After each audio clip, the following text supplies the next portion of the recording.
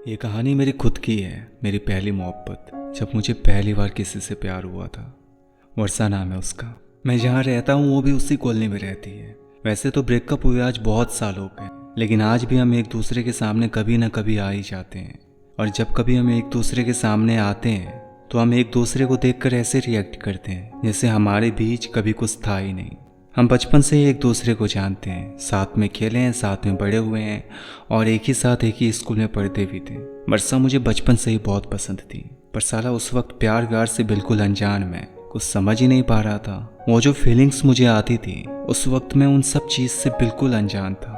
पर 5-6 तक आते आते इन प्यार मोहब्बत को थोड़ा ही सही पर समझने लगा था मैं। लेकिन किस्मत ही खराब थी। 6 क्लास पास करते करते मैं उस स्कूल को अलविदा कह चुका था।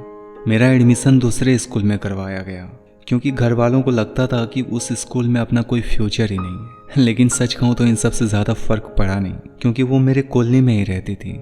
मुझे याद है तब उसके घर के सामने एक फील्ड हुआ करता था जिसमें मैं अपने दोस्तों के साथ क्रिकेट खेला करता था। और हम जानबूझकर शॉट ऐसा मारते थे जिसकी वजह से बॉल सीधे उसके छत पर जाकर गिरता था, और फिर बॉल लेने जानबूझकर मैं ही उसके घर पर बार बार जाता था।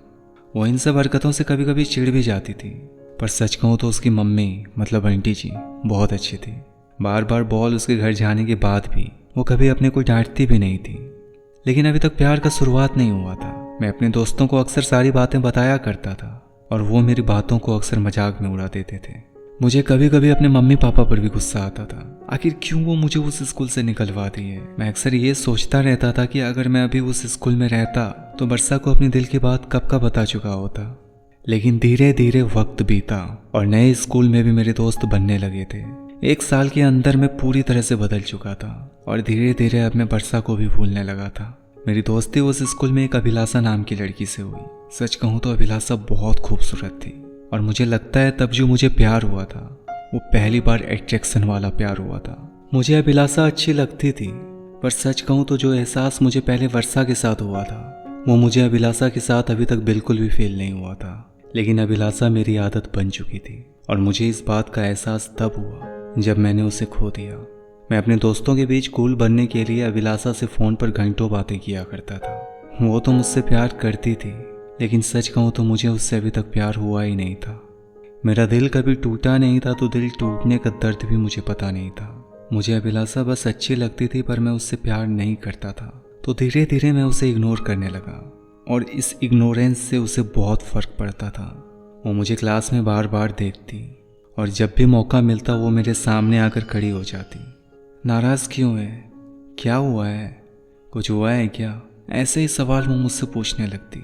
मैं उससे कहना तो चाहता था कि यार मुझे तुमसे प्यार कभी हुआ ही नहीं, लेकिन साला एक डर भी रहता था वो क्या सोचेगी।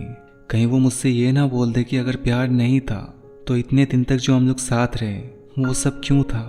वैसे भी वो मुझे लेकर बहुत ज़्यादा सीरियस रहती थी।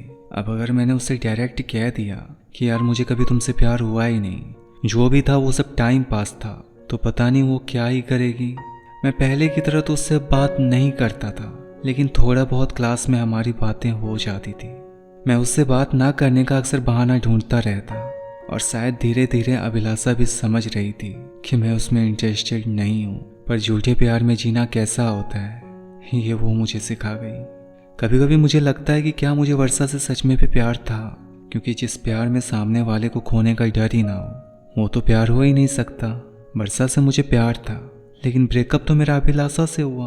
और अगर पहला प्यार मुझे वर्षा से था तो पहला ब्रेकअप अभिलाषा से क्यों हुआ। और अगर मुझे अभिलाषा से प्यार नहीं था तो उसे खोने के बाद मुझे उससे ही प्यार क्यों हो गया।